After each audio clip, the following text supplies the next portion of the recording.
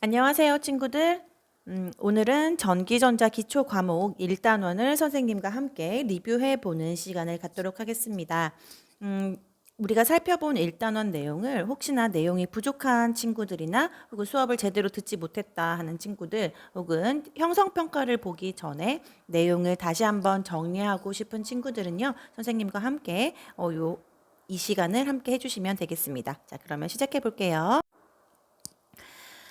자, 전기전자 기초에서는요, 전기회로 간단하게 살펴보고 전자회로 전기 설비를 살펴봐요. 그래서 우리는 여기 전자회로가 아니라 전기기기네요. 전기기기까지 살펴볼 건데요. 우리는 수업 시간에 요 네 가지의 단원을 살펴볼 예정입니다. 그리고 오늘은 그 중에서도 1단원이죠. 전기회로 요 단원을 시작해 보도록 할게요.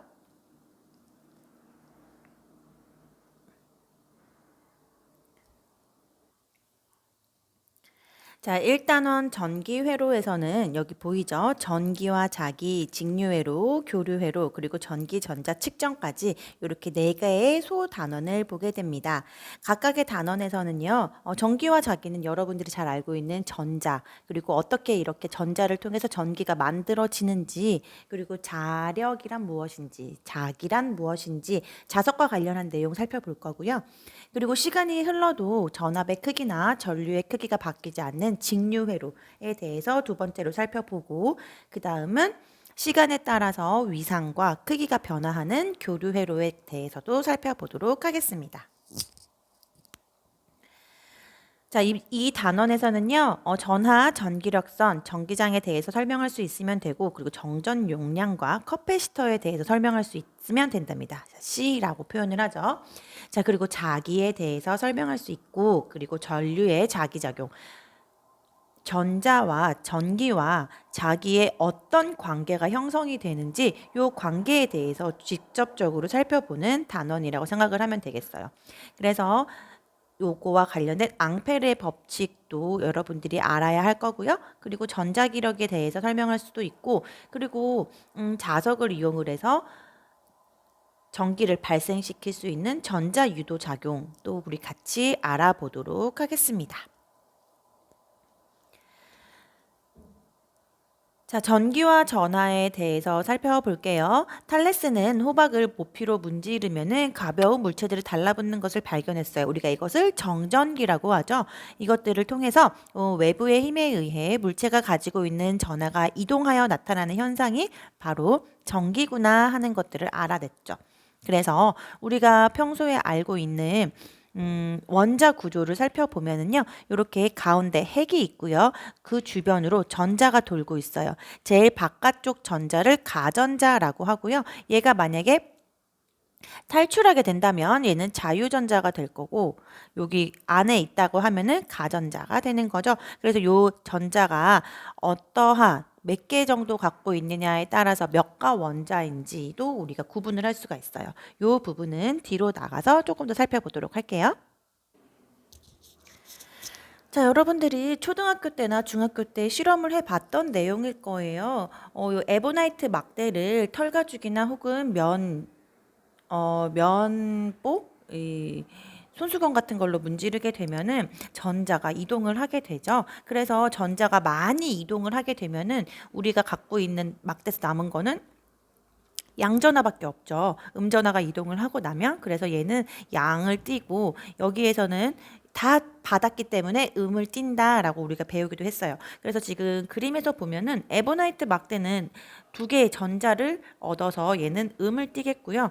얘는 털가죽을 는 줬기 때문에 플러스가 되겠네요. 자, 이렇게 되는 것을 음전하라고 하고 전하는 양성자, 전자 요거를 모두 합쳐서라고 합니다. 그리고 밑에서 보는 식이 있는데요. 전체 전하량 Q는요. Q라고 표현을 해요. Q는 Ne 그리고 C 요 쿨롱이라고 읽죠. Q 전체 전하량 얼마예요? 몇 쿨롱입니까? 라고 했을 때는요. Ne 개수 요 개수예요. 개수 곱하기 2 전하량을 표현을 합니다. 전하량 2는요. 전자의 경우에는 마이너스 1.602 곱하기 10의 마이너스 19승이고요. 양성자의 같은 경우에는 플러스로 표현을 해요. 그래서 이 마이너스는 양인지 음인지 구분을 해주는 것입니다. 자, 그 다음 우리 예제를 한번 풀어볼 텐데요. 이 예제는요. 1쿨롱의 전하량을 발생하기 위해서는 몇 개의 전자가 이동을 해야 되는가 라고 했어요. 아까 Q는 NE라는 공식을 배웠었죠. 그리고 전하량은 쿨롱으로 표시를 합니다. 그래서 전자 한 개가 갖는 전하량은 1.602 곱하기 10의 마이너스 19승이기 때문에 1쿨롱의 전하량을 얻기 위해서는요. 여기 아래에 보이는 식으로 계산을 할 수가 있겠죠. 자, 넘어갈게요. 자, 그 다음 전기장에서의 쿨롱의 법칙에 대해서 살펴볼게요. 자, 여러분들 쿨롱의 법칙의 경우에는 힘 F로 표현을 하는 거예요. 그래서 F 이거 force라고 해서 우리가 힘을 표현을 하는 거고 전기장에서도 볼 거고요. 잠시 후에 자기장에서도 쿨롱의 법칙을 살펴볼 겁니다. 자, 그래서요. 청력과 인력이 작용을 하는데요. 당연히 여러분들 알고 있는 것처럼 서로 같은 성질을 띠는 것들은 밀어낼 거고 서로 다른 성질을 띠면은 서로 당기는 인력이 작용을 하겠죠. 그래서 아래에 있는 식을 한번 볼게요. 자, 요거 F는 9 곱하기 10의 9승이에요. 다시 선생 써볼까요? 9 곱하기 10의 9승 곱하기 거리 R 제곱의 Q1과 Q2의 전하량에 비례합니다. 자, 여기서 말하는 9 곱하기 10의 9승은요, 상수예요, 상수. 그래서 공기 중에서 우리 전기장에 미치는 영향, 여기에서 상수기 때문에 변하지 않는 값이고요. 각각이 뭐 Q1인지 Q2인지 각각의 전하량은 만약에 음이면은 양을 뗄 거고, 음이면은 마이너스를 뗄 거고, 양이면은 플러스를 띄겠죠. 곱하면 음이에요. 그러면은 서로 잡아당기는 흡입하는 그러한 힘이 작용을 한다라는 것을 볼 수가 있습니다. 자, 그래서 4 마이크로쿨롱과 마이너스 1 마이크로쿨롱의 두 대전체가 공기 중에서 0.2의 거리를 두고 떨어져 있을 때 두 대전체 사이에 작용하는 것은요 라고 하면은 여러분들 다 그렇게 풀겠지만 Q1은 4 마이크로쿨롱이고요. Q2는 마이너스 1 마이크로쿨롱 다 써주면 좋아요. R은 0.2라고 했을 때 작용하는 힘 F를 구하세요 라고 하네요. 여기에서 9 곱하기 10의 9승 곱하기 R 제곱 0.2의 제곱이니까 이렇게 계산해주고 4 곱하기 10의 마이크로니까 마이너스 6승 요거는 마이너스 1 곱하기 10의 마이너스 6승이죠. 이거를 계산을 해주면은 0.9가 된다라고 합니다. 자, 여기에서 마이너스를 여러분들이 방향이라고 생각을 하면 돼요. 여기 해답 풀이에서는 마이너스가 없는데 이거는 방향으로 쓰이기 때문입니다. 그런데 플러스 마이너스이기 때문에 인력 서로 잡아당기는 게 작용을 한다라고 여러분들이 기억해 주시면 되겠어요. 자, 그 다음은 전기장과 전기력선이에요. 전기력선의 성질을 선생님이 봐두라고 했는데요. 서로 교차하지 않습니다. 그리고 패곡선을 스스로는 이룰 수가 없어요. 플러스에서 시작해서 마이너스로 수렴하고요. 그럼 그 다음에 교차도 안 되고 패곡선도 안 돼요. 그래서 전기력선은 전기장에서 힘을 미치는 방향을 우리가 눈에 보이지가 않으니까 보이는 것처럼 나타낸 화살표라고 생각을 하면 되겠네요. 뒤에 가면은 전기력선이 있는 것처럼 자기력선도 있을 거예요. 그것도 같이 살펴볼게요. 자, 그 다음은 커패시터를 살펴보도록 하겠습니다. 자, 커패시터는 우리가 전자에서는 보통 커패시터라고 표현을 하고 전기에서는 콘덴서라는 표현을 많이 써요. 우리가 좀 쉽게 얘기하면은 저장과 그리고 방전, 충전과 방전의 역할을 하는 거다라고 보면 되겠는데요. 두 개의 두 개의 철판, 금속판이 이렇게 두 개의 금속판이 이렇게 표현이 되어 있고 가운데는 유전체로 연결이 되어 있어요. 그래서 여기에 당연히 뭐 양전화도 있고 음전화도 있고 다 있겠죠. 그래서 여기에 전화를 연결을 시켜주면은요. 여기에서 계속 처음에는 흘러요. 근데 여기 직류라 가지고 끊기긴 하겠다. 자, 흐르면서 여기에 계속 충전이 됩니다. 고 나서 내가 이걸 싹 끊어버리면은 여기에 저장이 되어 있던 것들이 마치 전원처럼 이렇게 흐르게 되죠. 그래서 이 회로는 계속 연결을 할 수가 있을 거예요. 그렇게 사용을 하는 것이 커패시터예요. 그래서 이 아이가 하는 역할은요? 라고 하면 전하의 충전과 방전을 합니다. 라는 것을 기억해 주세요. 그리고 직류 신호를 차단하고 교류 신호를 통과한다라고 되어 있네요. 자, 선생님이 아까 처음에 여기에 건전지를 달았어요. 직류 신호인데요. 이렇게 됐을 때는 얘는 없는 것처럼 행동을 해요. 차단을 하게 되죠. 그래서 흐르지가 않아요. 근데 만약에 얘가 교류 신호를 달았다. 교류가 작용을 한다라고 하면은요. 얘는 마치 요렇게 전선처럼 우리가 등가 회로를 그려서 해석을 할 수가 있어요. 그래서 이렇게 커패시터를 활용을 하고요. 교류 전원을 직류 전원으로 바꿀 때 전력을 변환시키는 용도로 사용을 한다고 합니다. 자, 3상의 전원이 들어오게 되면은 교류가 들어오게 되면은 이거를 우리가 직류로 변환하는 과정을 거쳐야겠죠. 그럴 때 저장을 했다가 떨어지는 거 좀 방지해주고 다시 저장을 했다가 방지해주고 이러한 거를 몇 번을 거치다 보면은 우리가 원하는 직류 신호를 얻을 수가 있게 돼요. 그래서 이러할 때도 우리가 커패시터를 사용을 한다고 하네요. 자, 그 다음에 그러면 여기에다가 얼마나 저장을 할 수 있나요? 라고 하면은 그것을 바로 정전 용량이라고 표현을 해요. 정전 용량 C는요. 입실론 D분의 A, D는 요 사이의 거리고요. 요 사이의 거리고 A는 여기에 있는 단면적을 뜻합니다. 그래서 C는 여기에 저장을 할 수 있는 C는 정전 용량은 입실론 D분의 A, 그 단위는 F로 쓰죠. 자, 이 F는 페럿이라고 읽고요. 정전 용량을 나타내는 단위입니다. 자, 그래서 간격이 1mm래요. 그러면 D는 1이라고 쓰고요. 10의 마이너스 3승이라고 쓸게요. 10의 마이너스 3승이고 금속판 사이에 비유전율이 4래요. 그러면은 입실론 R이 4고요. 입실론 제로는 입실론 제로와 입실론 R을 곱한 거거든요. 그럼 입실론 제로는 공기 중의 유전율이기 때문에 동일합니다. 그래서 8.885 곱하기 10의 마이너스 12승을 해주면 되고요. 자, 그 다음에 4인 유전체를 채웠고 평행판 커패시터가 갖는 면적은 5. 자, 그러면 A는 5 곱하기 10의 마이너스 2승이죠. 센티미터가. 근데 그거의 제곱이기 때문에 4승까지 해서 여기다가 대입을 해서 계산을 해주면 답이 이렇게 나온다고 합니다. 피코페럿이죠. 자, 페럿 값은 피코로 아주 작은 그러한 커패시터도 많이 사용을 해요. 자,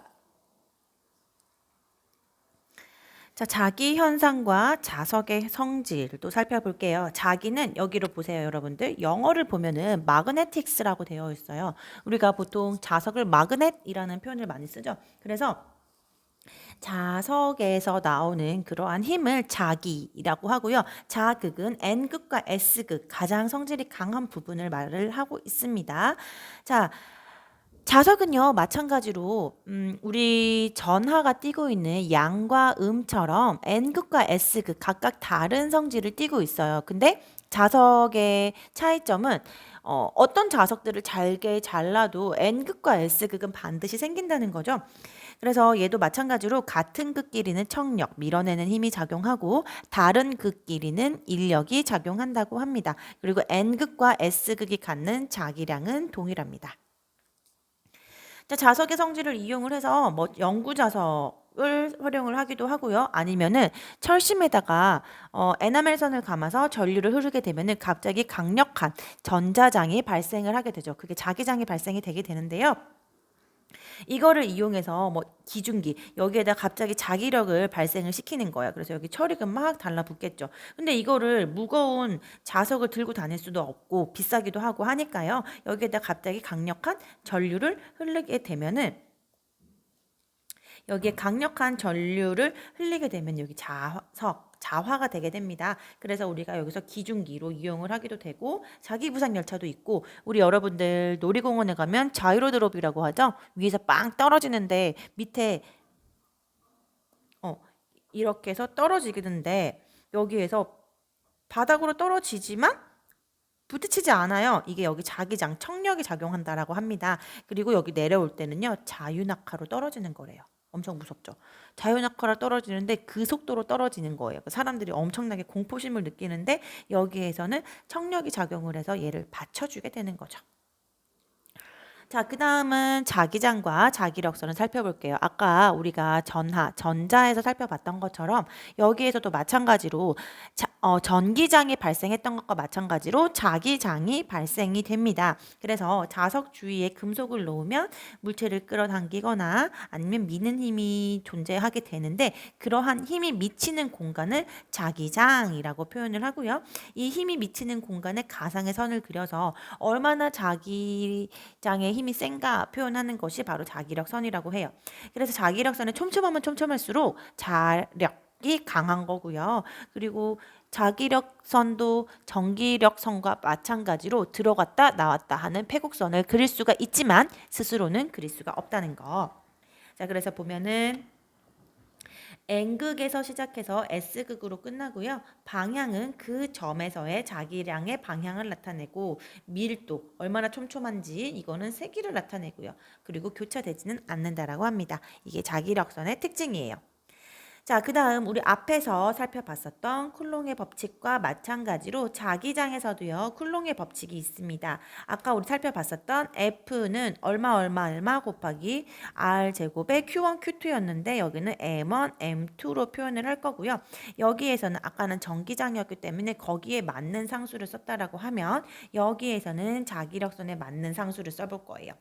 그래서 여기에서는 6.33 곱하기 10의 4승 이렇게 표현을 합니다. 이게 바로 자기장에서의 쿨롱의 법칙이라고 보면 되겠네요.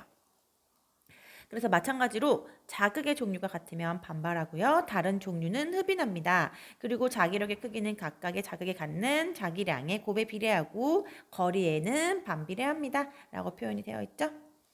자, 그래서 여기서 보면은 거리는요, R은요, 4cm죠. 그래서 4 곱하기 10의 마이너스 2승이라고 써주고, M1은 8 곱하기 10의 마이너스 4승, M2는 마이너스 4 곱하기 10의 마이너스 4승이에요. 근데 이거는 방향을 나타낸다고 하는 건 동일해요. 그래서 얘네는 두 개가 다른 종류의 자성을 띠기 때문에 서로 끌어당길 거예요. 계산을 할 때는 이거 빼고 계산을 할게요. 그랬더니 계산을 했더니 12.66이 나왔고 이거는 흡임을 하고 있는 마이너스가 떴습니다. 자, 근데 여러분들 여기에서 N이라고 되어 있죠. 아까 선생님이 앞에서 안 살펴보고 봤는데 얘는 뉴턴이라고 읽고요. 힘의 단위를 나타내는 힘의 단위 표현입니다. 알고 있죠? 자, 그러면 다음으로 넘어가 볼게요. 자, 지금부터는 또 되게 재밌어요. 전기를 배웠고 자기를 배웠기 때문에 그럼 얘네 둘 사이의 관계는요? 라는 것을 배워볼 거예요. 그래서 전류의 자기 현상에 대해서 봅시다. 덴마크 물리학자 웨스테르드가 우연히 전류가 흐르는 도선에 가까이 있던 나침반이 움직인다는 걸 발견했어요. 그래서 실험을 한번 해봤어요. 전류가 막 흐르고 있어요. 여기에서 전류가 이렇게 흐르고 있대요. 그랬더니 얘가 어떤 방향으로 정렬이 되고 있는 게 보이는 거예요. 그러면 전류 주변으로 자기장이 형성이 되나? 라는 것을 우리가 어렴풋이 느낄 수가 있었던 거예요. 그래서 이거를 우리가 법칙으로 만든 사람이 있습니다. 앙페르라는 사람이고요. 오른손 법칙이에요. 그 오른 나사 법칙이라고도 하고 오른손 법칙이라고도 하는데 전류의 방향으로 엄지를 올려보면은 그 도선을 나머지의 손으로 감쌀 수가 있어요. 그게 바로 자기장의 방향이 됩니다. 그래서 오른 나사의 법칙, 오른손의 법칙이라고도 할 수 있고요. 전류가 흐르면 그 주변에는 자기장이 형성이 된다. 그리고 그 자기장의 방향은 오른손의 법칙으로 알 수 있다라는 것을 우리가 배웠습니다. 자, 그러면은 지금부터는 플레밍의 법칙을 배울 건데요. 플레밍의 법칙은 왼손 법칙도 있고 오른손의 법칙도 있어요. 이게 시작하기 전에 먼저 말을 하면은요. 오발 왼전. 그러니까 오른손의 법칙은 발전기, 왼손 법칙은 전동기라고 합니다. 그래서 자, 전자기력부터 살펴보면은 요거는 기억해 두시고요. 자, 전자기력은 자기장 내에 있는 도체에 전류를 흘리면 도체가 움직여요. 어떻게 움직이는데요? 라고 하면은 안에 N극에서부터 S극까지 당연히 자기력선, 자기장이 형성이 되겠죠. 근데 거기에다가 자기장 내에 있는 도체의 전류를 흘리게 되면 그 주변에도 자기장이 형성이 돼요. 그쵸? 그러면은 봐봐요. 여기에서 보면 N극에서 나와서 S극으로 들어가는 자기장 이렇게 방향이 있는데 지금 여기서 요 도선 때문에 형성된 거는 여기는 플러스죠. 그러고 여기는 반대로 가요. 그죠? 반대 방향이기 때문에 이쪽으로 가는 거랑 이쪽으로 가면 어떻게 될까요? 돌게 됩니다. 얘가 회전을 할 수밖에 없어요. 이러한 것들을 보여주는 것 이렇게 보여주는 게 뭐냐면요. 발전기. 왼손 전동기, 왼손 법칙이에요. 그래서 왼손 법칙으로는 이 전부 다 얘네가 각각 다 얘도 수직이 됩니다. 그래서 얘가 돌아가게 되는데 어떻게 돌아가는데요? 라고 하면은 자기장의 방향과 힘의 방향과 전류의 방향이 각각 90도 수직을 이루면서 방향이 돈다라고 하는 거예요. 그래서 F, B, I 엄지 검지 중지인데 F, B, I 그래서 엄지, 검지, 중지 이렇게 써가지고 여러분들이 각각의 힘의 방향과 자기장의 방향과 전류의 방향을 구할 수가 있을 거예요. 그래서 어디로 움직이는지 어디로 힘이 받는지 알 수 있겠죠. 힘의 방향을 알게 되면은 어느 방향으로 움직이는지도 우리가 공부를 할 수가 있거든요. 자 볼게요. 그러면 아까 거기에서 이게 도체가 돌았어요. 그러면은 여기에서 전자력의 크기를 한번 볼까요? 자속 밀도가 1웨버입니다. 웨버 퍼 미터 제곱인 평등 자기장 중에 자기장과 직각 방향으로 1암페어의 전류가 흐를 때 자기장과 직각 방향으로 이쪽으로 전류가 흐를 때는요.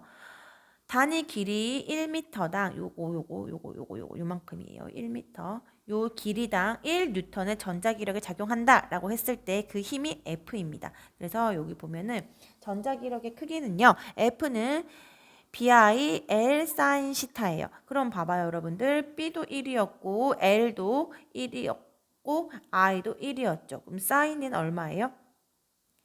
이게 1N이 되려면 사인은 보세요. 사인이 1이가 되려면은 얼마가 나와야 되나요? 그쵸? 2분의 파이가 나와야 되죠. 2분의 파이가 나와야 되기 때문에 90도. 이것과 이 자기력선과 도체가 90도. 수직일 때는 90도 했을 때는 1N의 힘. 이게 전자기력의 크기로 정의를 했습니다. 근데 비스듬해요. 이거는 완전 일자니까 0이겠죠? 파이가 되니까. 그러면은 사인 파이는 0이죠. 그 다음에 요 사인 시타 각도가 발생을 하면은 다른 힘이 발생을 하게 될 겁니다. 자, 그래서 여러분들이 전자기력의 크기는 요 식에 의거해서 계산을 한다라는 거를 알아두세요. 자, 여러분들 계산을 한번 해보시고 넘어갈게요. 자, 그 다음은 전자유도 현상입니다. 자, 전자유도 현상. 유도하는 거예요, 여러분들. 그럼 뭐지? 뭘까?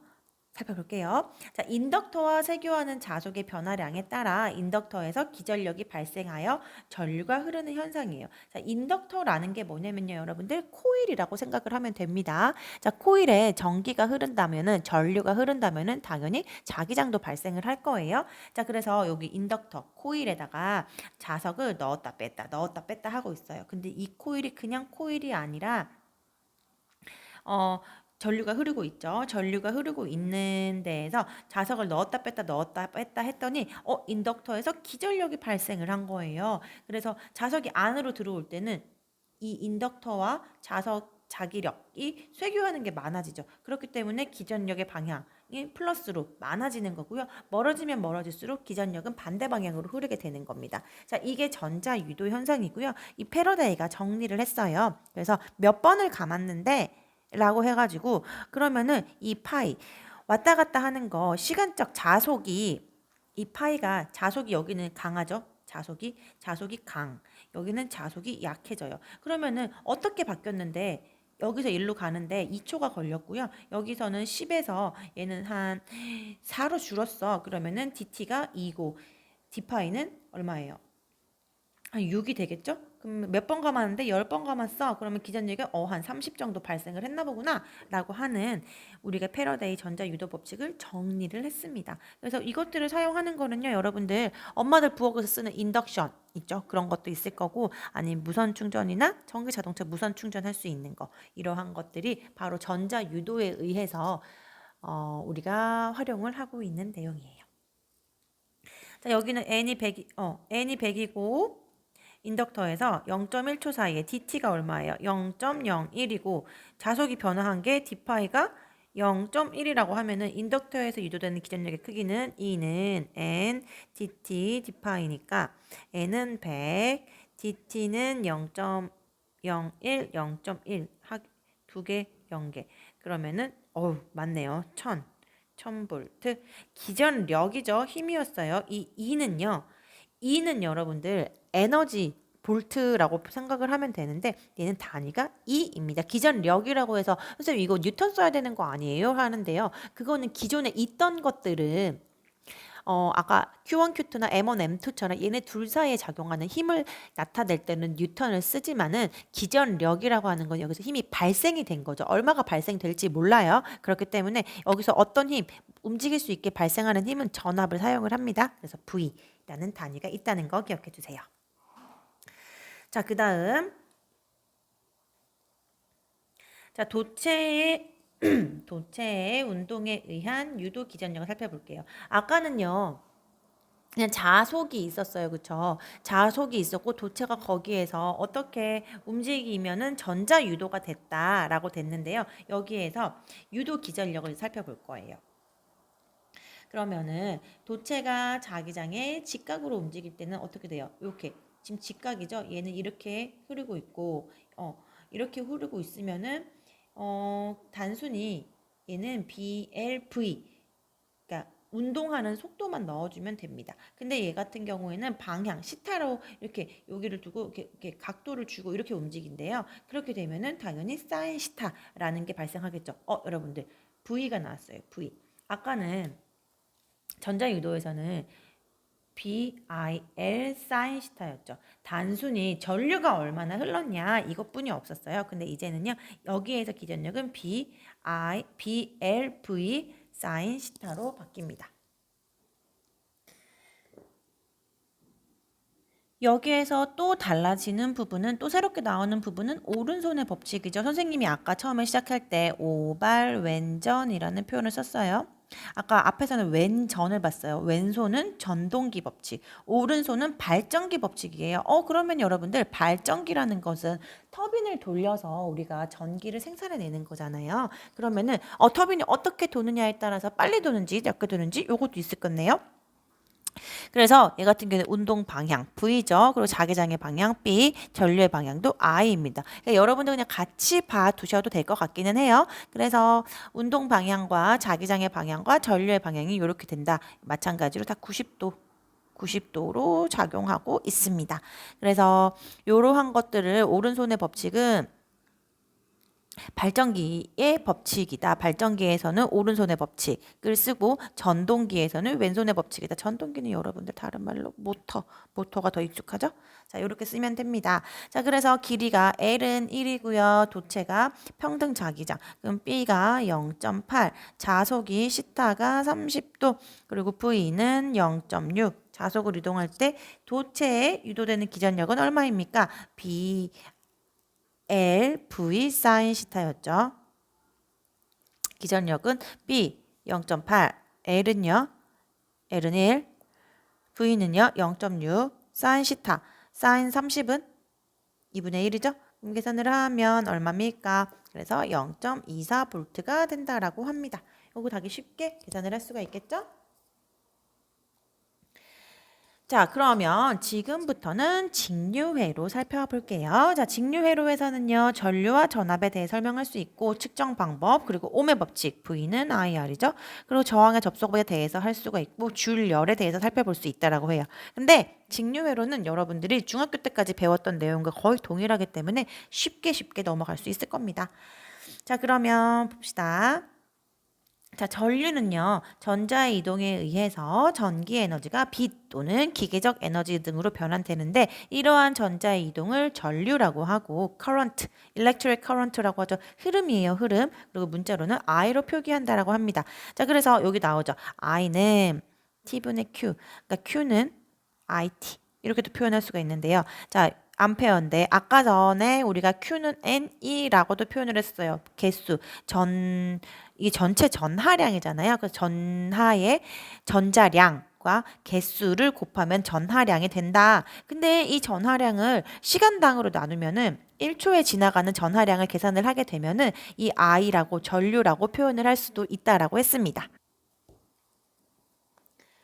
자, 예제 8번을 한번 살펴보면은 여기에서 스위치를 5초 동안 눌렀더니 그러니까 T가 5라는 말이네요. 도선에 0.5A의 전류가 흘렀대요.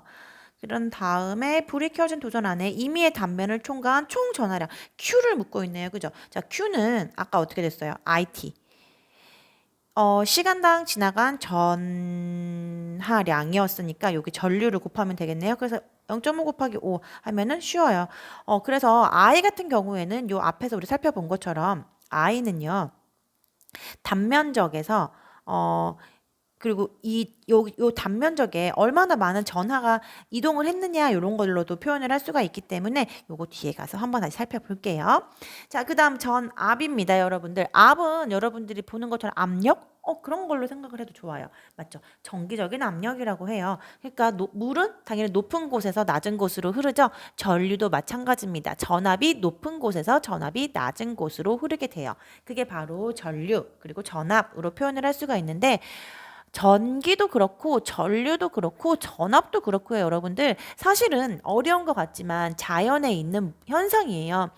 우리가 바다에 놀러를 가든 강에 놀러를 가든 산에 놀러를 가든 보면 다 자연이죠. 거기에 있는 것과 똑같은 겁니다. 그래서 폭포는 당연히 높은 곳에서 아래쪽으로 떨어지잖아요.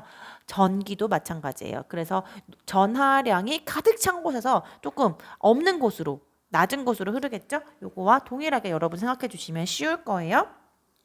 근데 우리는 조금 더 여기에다가 인공적인 것을 가해서 충전을 하기도 하고 그리고 또 뭐 이거를 저장을 했다가 방전을 하기도 하고 뭐 이러한 것들을 하는 거죠. 그래서 전압은 정기적인 압력이고요. 다른 말로 하면은 조금 더 우리가 어려운 말 하라고 하면은 전위차라고도 볼 수 있습니다. 이거 나중에 여러분들 대학 가게 되면 포텐셜 에너지라는 걸로 아마 많이 배울 텐데요. 전위예요. 위치 에너지예요. 여러분들 위치 에너지는 당연히 여기가 지면이면은 높을수록 위치 에너지는 당연히 높죠. 크죠. 그러면은 여기도 마찬가지예요. 전하가 어딨냐, 어디에 많이 쌓여 있냐. 여기 많이 쌓여 있어요. 그럼 여긴 전위가 높겠죠? 얘는 전위가 낮아요. 여기는 지면에 접지가 되어 있다고 가정했을 때 그러면 얘와 얘 차이가 이 전위차가 되는 거고요. 여기에 작용을 하는 저항에는 몇 전압이 걸리는지도 우리가 계산을 할 수가 있겠죠. 이게 바로 전압이고 전위차입니다. 자, 그러면 전류와 전압을 어떻게 측정할 건데요? 라고 했을 때 당연히 전류를 측정할 땐 전류계, 전압을 측정할 땐 전압계를 사용을 하고요. 표시장치는 뭐 아날로그와 디지털로 구분을 할 수 있다라고 합니다. 그래서 모든 것을 다 할 수 있는 거는 멀티미터. 이건 여러분들 과학 시간에 아마 봤을 거예요. 자, 그 다음 전류를 측정을 할 때는요. 전류는 여러분들 흘러요. 도선을 향해서 흐르기 때문에 얘는 직렬로 연결을 해야 되고요. 전압은 여기에서 얘의 전압을 구해야 되기 때문에 이렇게 전압은 병렬로 연결을 하게 되고요. 전류는 이렇게 직렬로 흐르는 거기 때문에 연결을 하게 돼요. 이러한 차이가 있어요. 자, 그 다음에 저항은 전류의 이동, 전자의 이동을 못하게 방해하는 역할을 하는 거죠. 단위는 옴을 사용을 하고요. 고유 저항이라고 하는 거는 물체가 갖고 있는 고유한 전기 저항 값입니다. 그래서 여기 보이죠? R은 로우 S분의 L. A분의 L이라고도 쓸 수 있어요. 단면적 분의 길이에요. 당연히 단면적이 넓을수록 저항값은 어떻게 될까요? 저항값은 떨어집니다. 길이가 길수록 높아져요. 이거는 고유 저항 값이에요. 그래서 요거는 여러분이 생각하면 똑같은 거니까 알 수 있는 거니까 살펴보고 넘어가고요. 자, 그 다음 이 니크롬선의 저항값을 알아보래요. 단면적 A는 0.5. 근데 밀리미터 제곱이니까 곱하기 10의 마이너스 6승이고요. 길이 L은 2.5. 그 다음에 단 니크롬선의 고유 저항 로우는 1.09 곱하기 10의 마이너스 6승이래요. 그러면은 R은 로 A분의 L이니까 로우는 1.09 곱하기 10의 마이너스 6승 곱하기 A는 0.5 곱하기 10의 마이너스 6승. 네. 그 다음에 2.5 10의 마이너스 6승 10의 마이너스 6승 하고 이거 하면은 5하고 계산을 하면은 5.45. 쉽네요. 여기까지 계산 쉽죠? 자, 저항은 여러분들 여기서 보는 것처럼 되게 많아요. 칩 저항, 탄소 피막 저항 이런 것들이 있는데 사실은 이런 것들을 선생님이랑 오프라인에서 만날 수 있으면 직접 해보면 좋아요. 근데 그게 없으니까 좀 아쉽네요. 자, 그 다음 요거는 한번 여러분들이 구글링을 해보면 좋을 것 같아요. 그 다음 오음의 법칙 V는 IR 요거는 다 알죠? 전압이고요. 전류고 저항입니다. 자, 얘가 I가 일정하다라고 하면 아니죠. R이 일정하다라고 하면 V가 증가하면 I도 증가하게 되고요. 그쵸? 그리고 I가 만약에 감소하면 V도 감소하고요. 이게 오음의 법칙이에요. 그래서 전압과 전류와 저항의 관계를 나타내고 있는 공식이죠. 아주 기본 공식인데 너무너무나 중요한 그러한 공식입니다. 자, V의 단위는 볼트, I의 단위는 암페어, 저항의 단위는 옴이라고 표현을 하는 것도 같이 알아두시고요. 고정 저항은 이렇게 빼쭉빼쭉한 모양, 가변적은 너 바뀔 수 있어 라고 해서 화살표를 끼워준다는 것도 기억해 주세요. 자, 그 다음 오음의 법칙 문제네요. 1.5V 건전지를 연결해서 불을 켰는데 전류가 3mA면 저항은 얼마인데 V는 IR이거든. 그러면은 R은 I분의 V거든. 그래서 I가 3 곱하기 10의 마이너스 3승, V는 1.5죠. I는 3 곱하기 10의 마이너스 3승, V는 1.5 라고 하면은 이거 위로 올라가고 0.5 그러면은 500옴이 되겠네요. 자, 그리고 저항은요. 이제 직렬 접속을 할 건지 병렬 접속을 할 건지에 따라 다르죠. R1과 R2를 연결을 했어요. 연결을 하면은 R1과 R2를 합성 저항을 구하면 R1 더하기 R2. 이게 직렬이죠. 그래서 500, 200, 40, 60 하면 두 개 100, 300, 800. 전체는 800옴이 될 겁니다. 병렬할 땐 조금 달라요. 왜냐면은 일로 들어오는 전류가 여기로도 가고 여기로도 가겠죠. 그렇기 때문에 여기에 걸리는 전압은 동일합니다. 그렇지만 전류가 달라지기 때문에 저항값도 달라져요. 왜냐면 V는 IR이기 때문에. 그래서 얘네를 R1과 R2의 합성 저항을 구하려고 하면은 R1 더하기 R2분의 R1, R2 이런 공식을 우리가 많이 외우고 있었죠. 근데 이거는요. 두 개일 때만 가능한 거예요. 그러면은 더 많을 때 3개, 4개, 5개가 될 때는 어떻게 하느냐라고 했을 때는요. 역수로 취해서 더해주면 됩니다. 그래서 이게 RP분의 1인데 계산을 잘못했네요. 이렇게 돼요. 그래서 합성저항 R분의 1은 R1 더하기 1 더하기 R2분의 1 더하기 R3분의 1 더하기 점점점점 해서 RM분의 1 하면은 이 합성저항이 나오게 되는 거죠. 자, 그 다음에 전류를 통하게 되면은 당연히 열이 발생을 해요. 여러분들 핸드폰 충전 오래 하면 당연히 열 발생하죠. 그런 것처럼. 그리고 우리 겨울에 쓰는 전기 난로도 마찬가지예요. 전열기 전열선 부분이 빨갛게 변하면서 뜨거워지거나 드라이기에서 따뜻한 바람 나올 때 아니면 다리미로 다릴 때 이런 것들이 전부 다 발열이 되고 있다라는 거를 의미합니다. 그래서 이럴 때는요. 주례 법칙을 사용을 하는데 주례 법칙은요. 전기 에너지가 열 에너지로 바뀌는데 그때 발생하는 에너지가 얼만데? 라고 묻는 거예요. 그게 줄의 법칙이고요. 줄의 법칙의 공식은 H는 I제곱 RT 단위는 줄이에요. 근데 이거를 만약에 단위를 바꿀 거예요. 칼로리로. 그러면은 이게 바뀝니다. 여기 상수가 붙어요. 그래서 0.24 I제곱 RT I제곱 Rt는 동일한데 줄을 칼로리로 바꿀 때 상수가 발생을 해요. 0.24. 그래서 여기 식이 달라지는 건데요. 이거 두 개 다 마찬가지로 줄의 법칙이다. 그래서 여기 줄열이라고도 표현을 합니다. 자, 그래서 50옴의 저항에 R은 50, I는 5, T는 10분이니까 곱하기 60이겠죠? 초로 계산을 해야 되니까. 그럼 발열량은 몇 킬로칼로리냐고 물었어요. 킬로칼로리니까 칼로리의 법칙 0.24 I 제곱 RT로 가야겠네요. 자, 그럼 0.24 곱하기 I 제곱 5, 25, R은요 50, T는요 600이겠다. 그렇죠? 근데 계산을 하게 되면은 킬로칼로리였으니까 동그라미 3개를 일단 떼줘야 되겠죠. 그럼 요거 계산을 한번 해보면 우리가 얼마가 나오냐면 180 킬로칼로리가 나온다고 합니다. 자, 그 다음은 전력이에요. 전력. 전기 에너지로 힘을 얼마나 낼 수 있는데 하는 게 전력이고요. 단위는 P, 파워, P로 나타냅니다. 그리고 공식 VIP 여러분 다 들어봤을 거예요. 그래서 P는 VI 혹은 V는 IR이니까 집어넣어서 I제곱 R 혹은 I는 R분의 V니까 R분의 V제곱이라고 표현을 하기도 합니다. 그래서 요 식은 여러분들 다 알아두시고요. 자, 요 문제도 풀어보면은 별로 어렵지는 않을 거예요. 근데 전력과 전력량이 뭐가 달라요, 선생님? 이라고 하는 게 있어요. 자, 전력은 아까 P는 VI였죠. 이거예요. 근데 전력량은 뭐냐면 시간이 들어가는 거예요. 그래서 이걸로 얼마나 일을 할 수가 있는데, 얼마나 일을 했는데, 얼마나 일을 해서 얼마나 전기를 썼는데 라고 묻는 거예요. 그래서 전력량은요, W는 PT. 그래서 얘는 단위가 와트였죠. 근데 여기는 방금 시간이 들어갔다고 했어요. 그래서 와트시가 기본 단위예요. 킬로와트시. 근데 우리가 보통 쓸 때는 많이 사용을 합니다. 그래서 PT는 와트시, 와트 세컨 혹은 와트시, 킬로와트시 이렇게 표현을 하고요. 이거는 우리 집에 들어오는 전기 요금 고지서에도 이렇게 표현이 되어 있을 거예요. 그래서 전력량이라는 개념도 한번 알아보도록 하겠습니다.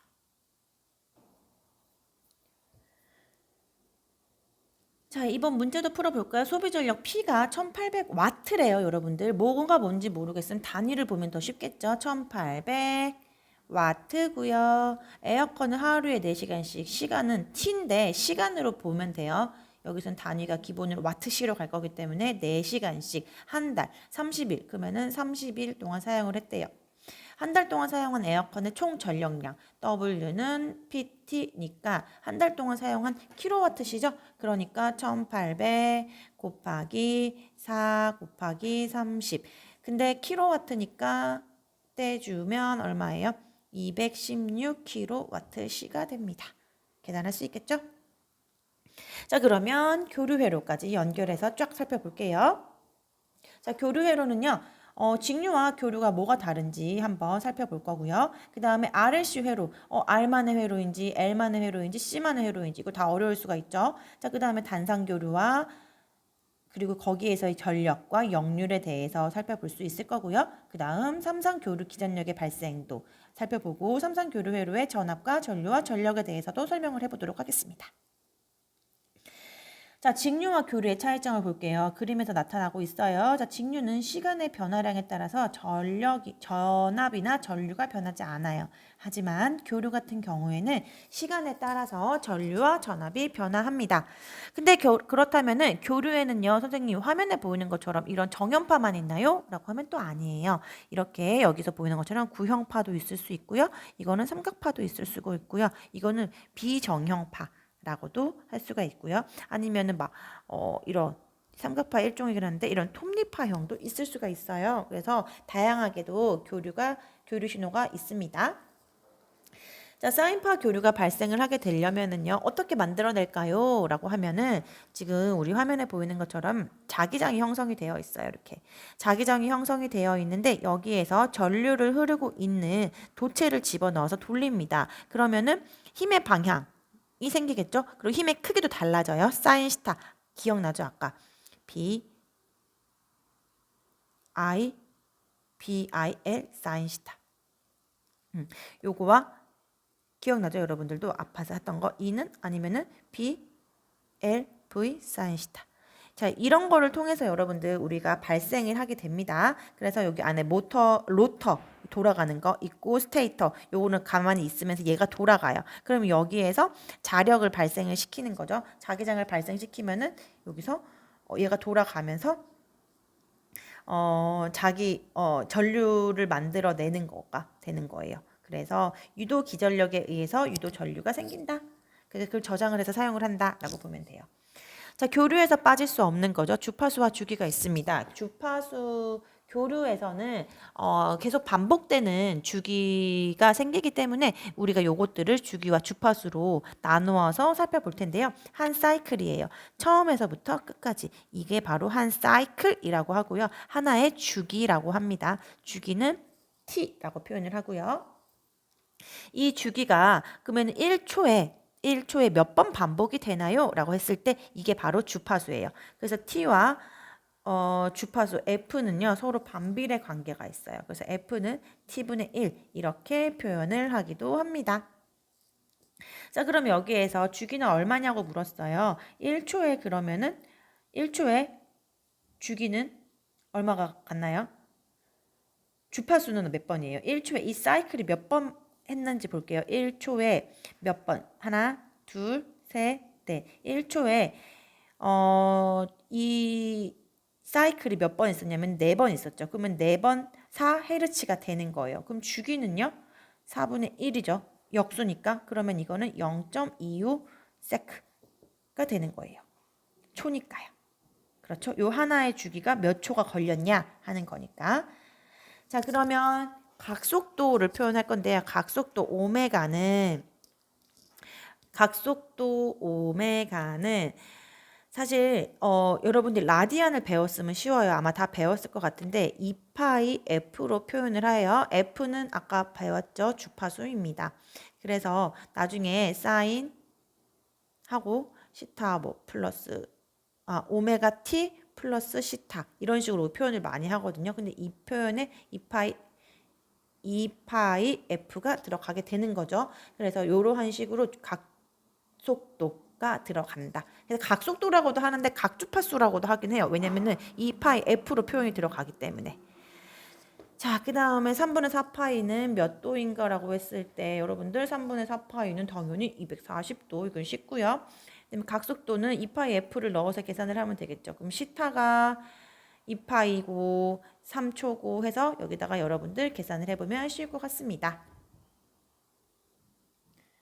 자, 그러면은 사인파를 띄워놓고 교류를 띄워놓고 각각 한번 분석해 볼게요. 그때그때의 값, 요때 요 각각의 값을 우리는 순식값이라고 표현을 합니다. 그때의 값, 매 순간 극해기가 바뀌는 값, 그때그때의 값이에요. 그래서 요거는 V는 VM 사인 시타라고 하는데 V는 VM 사인 시타 이렇게 표현을 하는데 이 VM은 맥스 값이라고 해서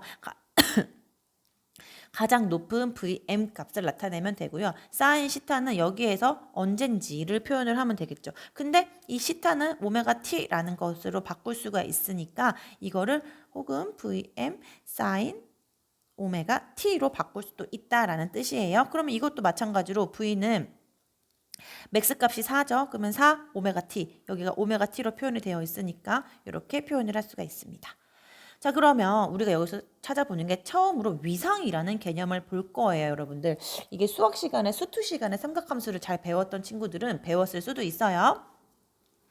위상이라는 거는 얘네를 보면은 여러분들 V1과 V2와 V3가 있어요. 그쵸? 자, V1과 V2와 V3를 봤을 때, 자, 요거 같이 봅시다.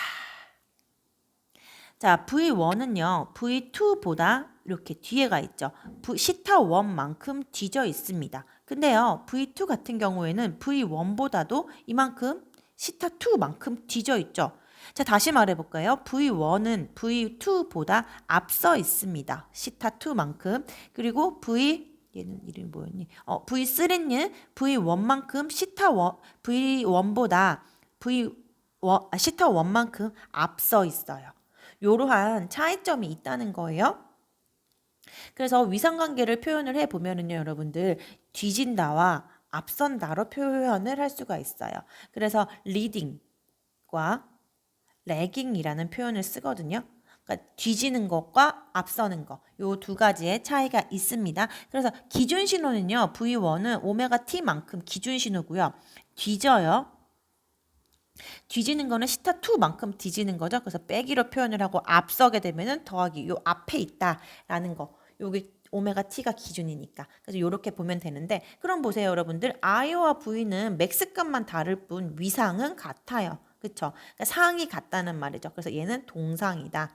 상이 같다라고 보면 됩니다. 그래서 상의 위치, 그게 위상이라고 보면 되겠습니다.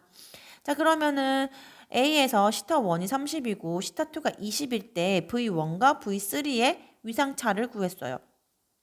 그러면은 V3를 보면은 V1에 비해서는 30도 정도, 시타1이 30이니까 시타1만큼 빠르기 때문에 30 빠르고요. V2는 V1보다 이만큼, 20만큼 늦죠. 그래서 V1과 V3는요. 이게 30이고 이게 20이니까 결국 총 50만큼의 차이가 있습니다. 그쵸? 자, 그러면 이번에는 리액턴스라는 것을 볼 텐데요. 여러분들 우리가 그냥 DC 직류회로에서는 단순히 저항만을 사용을 할 수 있었어요. 저항도 사용하고 그냥 V는 I 이렇게만 사용을 했었어요. 근데 AC에서는요. 저항처럼 보이는 애들도 있습니다. 왜냐하면 아까 커패시터 할 때 직류에서는 커패시터가 직류를 차단한다고 했죠. 그래서 역할을 못해요. 근데 교류에서는 얘가 자기의 존재감을 완전 뿜뿜하게 됩니다. 그래서 R만의 회로인지 L만의 회로인지 C만의 회로인지 이런 것들을 우리가 고려를 해줘야 되는 거예요. 근데요 선생님 얘는 저항이고 얘는 인덕터고 얘는 커패시터인데 그럼 얘네 다 어떻게 계산하라고요? 라고 할 수 있잖아요. 그래서 얘네는 저항이 아닌데 저항처럼 우리가 보고 계산을 할 거예요. 그 얘네를 전부 다 어떠한 저항처럼 표현을 할 건데 그것들을 바로 임피던스라고 해요. 그래서 임피던스는 Z는 Z라고 표현을 하고요. R 더하기 JX라고 표현을 합니다. 그래서 여기에서 R 이 부분이 저항이고요. X가 리액턴스예요. 선생님 그럼 리액턴스는 처음 나왔는데 선생님 RLC라고 했으니까 리액턴스는 L과 C와 관련된 거네요 하면 정확합니다. 자, 그래서 이 리액턴스를 우리가 지금부터 살펴볼 거예요. 자, 같이 봅시다. 자, 요 윗부분을 같이 봐주면 좋은데요. 자, 그러면은 인덕터와 커패시터의 리액턴스부터 살펴볼게요. 자, 인덕터와 커패시터는 지금 화면에 보이는 것처럼 이렇게 회로 기호를 사용을 합니다. 꼬불꼬불꼬불하게 있는 게 인덕터고 두 개의 동일한 길이의 평행판이 있는 것이 커패시터예요. 그래서 인덕터의 리액턴스는 XL이라고 쓰고 커패시터의 리액턴스는 XC라고 표현을 합니다. 그래서 XL은요, 오메가 L이라고 표현하고 이거는 오메가 C분의 1이에요. 근데 선생님이 이거 했었죠. 오메가 어떻게 쓴다고 그랬어요? 2파이 F라고 쓴다고 했었죠. 그래서 XL은 2파이 FL이라고 쓰고요. 얘 같은 경우에는 오메가 C니까 2파이 FC분의 1로 씁니다. 근데요, 여러분들 여기서 보세요. 요거 하기 전에 여기서 봤더니 여기 보세요. J라고 표현이 있어요. 여러분 다 배웠을 거예요. 허수 표현입니다.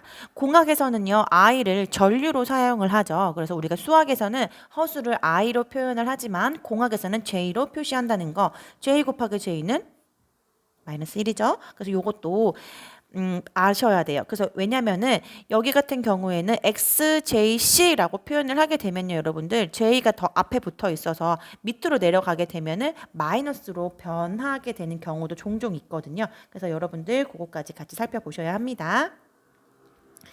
자, 그러면 우리가 XL과 XC가 어떻게 식으로 이루어지는지 봤다라고 하면 우리가 주파수 변화에 따라서 RLC 부품 특성을 볼 거예요. 그러니까 주파수가 변한다. 주파수가 변한다는 것은 시간에 따라서 신호가 바뀌는 거죠. 교류 신호가 그 대표적이죠. 시간에 따라서 크기가 변하고 위치가 다른다는 거는 어떻게 되느냐라고 했을 때 이 주파수, 시간에 따라서 혹은 주파수가 따라서 저항값은 변하지 않아요. 동일해요. 하지만 여기에서 보면은 XL 같은 경우에는 F가 커지면 커질수록 XL은 비례하면서 커지겠죠. 근데 XC 같은 경우에는 커패시터 같은 경우는 리액턴스 값이 분모에 있기 때문에 주파수가 커지면 커질수록 XC의 리액턴스 값은 작아집니다. 그렇기 때문에 주파수가 높은 고주파수에서는 커패시터가 어떻게 될까요, 여러분들? 값이 되게 작아지겠죠. 저항값이 작아지게 되는 거예요. 그런 것까지 여러분들이 기억을 해주시면 되겠고요. 여기에서 보는 임피던스는 저항도 있고 리액턴스도 있는데 저항처럼 표현을 한다고 했었죠. 그래서 단위는 옴을 사용하는 것도 기억해 두세요.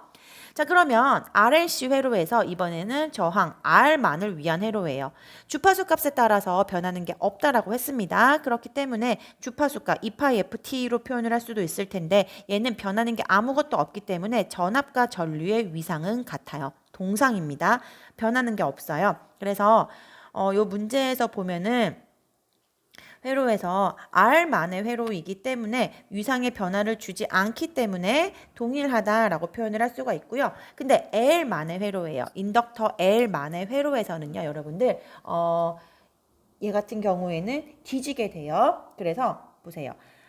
기준이 전압으로 잡았기 때문에 얘는 I는요, 이만큼 위상차가 발생하고 전압을 기준으로 했을 때 전류는 전압보다 이만큼 위상차만큼 뒤지게 된다라고 우리가 표현을 하게 돼요. 그래서 마이너스 90으로 해서 뒤지게 됩니다. 자, 그래서 I는 V보다 뒤진다. 레깅 된다라고 표현을 하고요. 자, 그 다음 C만의 회로예요. C만의 회로에서는 여러분들 앞으로 나가요. 그래서 나중에 뒤에서 우리 어떤 걸 배우냐면 진상 커패시터라는 거를 배우기도 해요. 진상. 앞으로 나아갈 진이에요, 여러분들. 이거 한자로 표현을 했을 때 그래서 앞으로 나아가는 그래서 앞선다라고 표현을 할 건데요. 그래서 전류는 전압보다 앞선다.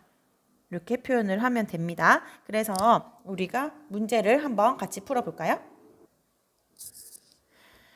자, 그러면은 요 L만의 회로네요. L만의 회로를 저와 함께 같이 풀어보겠습니다. XL이 O래요. 그리고 이러한 I, 전류의 회로가 있는데 V는 어떻게 되나요? 라고 했어요. 자, 그러면 아까 요 앞에서 선생님이 했었죠. 전류는 전압보다 어떻게 돼요? 뒤진다라고 했었죠.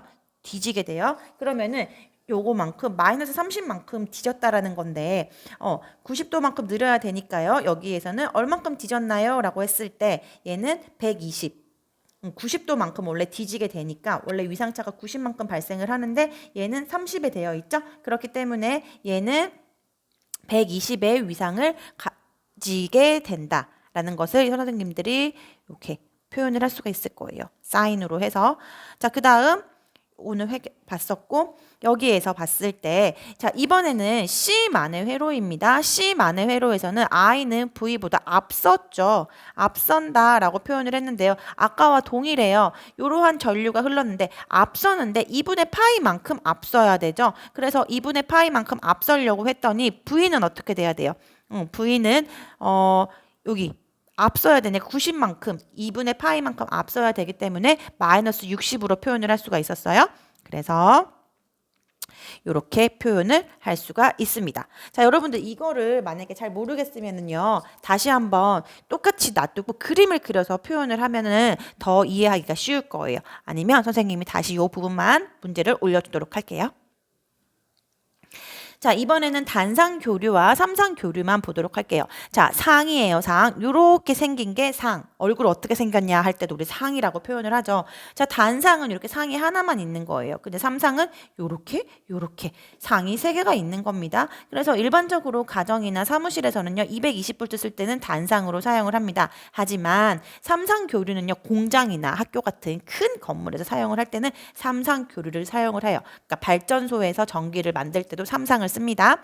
그래서 A상, B상, C상 나눠가지고 우리가 만들 때 A, B, C 해서 여기에서 막 돌리게 되죠. 그래서 A상에서 발생되는 거, B상에서 발생되는 거, C상에서 발생되는 거.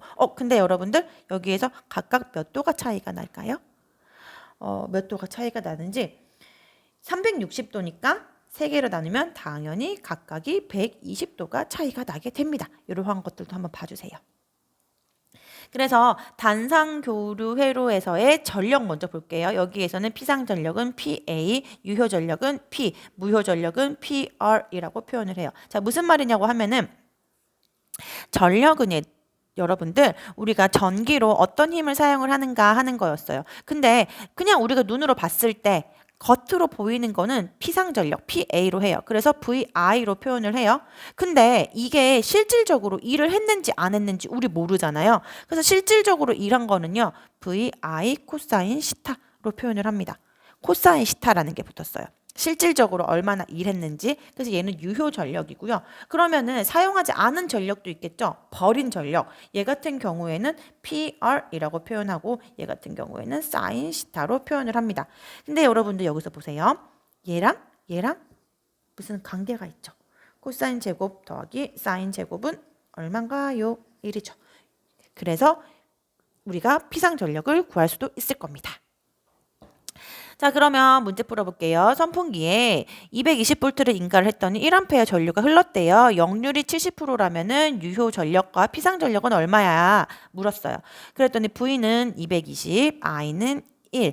역률, 코사인 시타예요. 힘을 가했을 때 얼마나 갔느냐? 70%니까 0.7입니다. 자, 그러면 여러분들 역률은요. 내가 100만큼 가했을 때 100만큼 갔어요. 이게 100% 갔다는 말이죠. 그래서 코사인 시타의 가장 큰 값은 1이잖아요. 그래서 역률은 0에서부터 1 사이의 값이에요. 자, 그러면은 전력 P와 피상 전력 구하면 자, 전력 P는 어떻게 돼요? P는 피상 전력은 VI니까 PA는 VI라고 했었죠. 그래서 220 곱하기 1이에요. 자, 그 다음에 P는 VI 코사인 시타였죠. 그러면은 220 곱하기 1 곱하기 0.7 해주면은 계산을 할 수가 있을 겁니다. 쉬운 문제였어요. 자, 그 다음 이제는 삼상 교류가 만들어지게 됩니다. 자, 여기에서 전체적으로 우리가 들어오고 나오고 뭐 이런 것들이 보이는데요.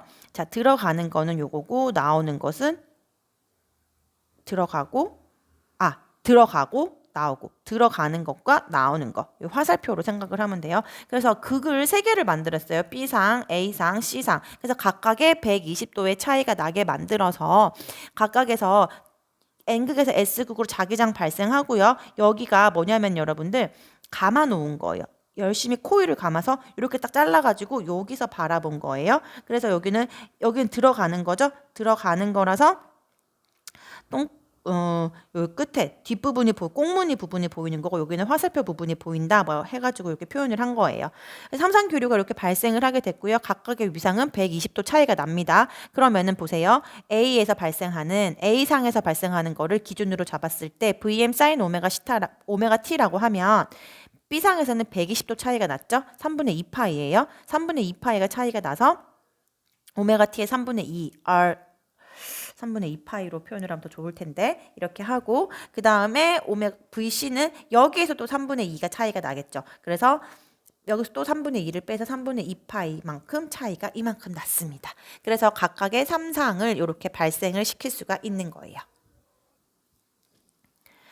자, 그러면은 삼상 교류의 결선법과 전압과 전류와 전력을 보자고 하는데요. 이거는 뒤에 가서 전기 기기에 대해서 조금 더 자세하게 살펴볼 거예요. 그래서 삼상을 결선을 하기 위해서는 Y 결선법이 있고 요렇게 하는 게 Y 결선법이고요. 요거는 델타 결선법이에요. 델타 모양이죠. 그래서 이렇게 계산을 할 수가 있어요. 그래서 이건 각각의 상이 연결이 되어 있는 건데 얘 같은 경우에는 이렇게 연결이 되죠. 그래서 한 개가 무너져도 구동을 할 수 있는 장점은 있지만 다 연결이 되어 있어서 힘이 많이 드는 거예요. 그래서 전동기로 쓸 땐지 아니면 발전기로 쓸 땐지 그 각각에 따라서 특성이 달라집니다. 그래서 여러분들이 여기에서 기억을 해 두셔야 할 부분은 삼상 교류를 결선하는 방법에는 Y 결선과 델타 결선이 있구나. 이것만 기억해 주세요. 자, 오늘 그다음 전기전자 마지막이죠. 전기전자 측정에 대해서도 살펴볼게요. 아까 봤어요. 멀티테스터기라고 했는데요. 멀티테스터. 자, 다 볼 수 있습니다. 전류도 볼 수 있고 전압, 저항, 전력까지 다 확인을 할 수가 있고요. 위에 숫자가 디지털로 뜨고 있어가지고 디지털 테스터라고 합니다. 그래서 여기에다가 측정 단자 플러스에 꽂고 공통 단자는 접지를 해주는 부분이겠죠. 그래서 여기 관련해서 꽂아주면 되는 거예요. 그래서 뭐 측정치를 초과하지 않고 각각의 레인지에 맞춰서 여러분들이 레버를 돌린 다음에 측정을 해야 하고요. 직류 전류는 당연히 요 안에 같이 꽂아서 측정을 하면 되고 전압 같은 경우에는 병렬로 접속을 한 후에 계산을 해줍니다. 자, 절연 저항계는요, 전원을 차단한 상태에서 누전이 있는지 없는지 살펴보는 거였고요. 옥내 배선도는 전기기기의 절연 저항을 측정할 때 사용하는 도구라고 합니다. 자, 그래서 선생님과 함께 오늘 여러분들이 이 내용들을 모두 살펴보았어요. 너무 빨리 지나온 내용도 있을 수도 있고 아니면은 뭐 천천히 지나온 내용도 있을 수 있는데 우선은 한 단원을 한번 훑는다는 의미로 한 번 더 살펴보시면 좋을 것 같고요. 혹시나 이해가 안 되는 부분은 다시 돌려서 봐도 되고 아니면 선생님한테 질문을 남겨도 좋을 것 같습니다. 부족한 내용은 언제든지 알려주시고요. 그리고 선생님은 여러분들의 학습을 위해서, 공부를 위해서 존재하는 사람이라는 거 잊지 말고 언제든지 질문을 환영할게요. 자, 오늘도 이 영상 보면서 공부하느라고 고생 많았고요. 우리는 다음 시간에 또 만나요.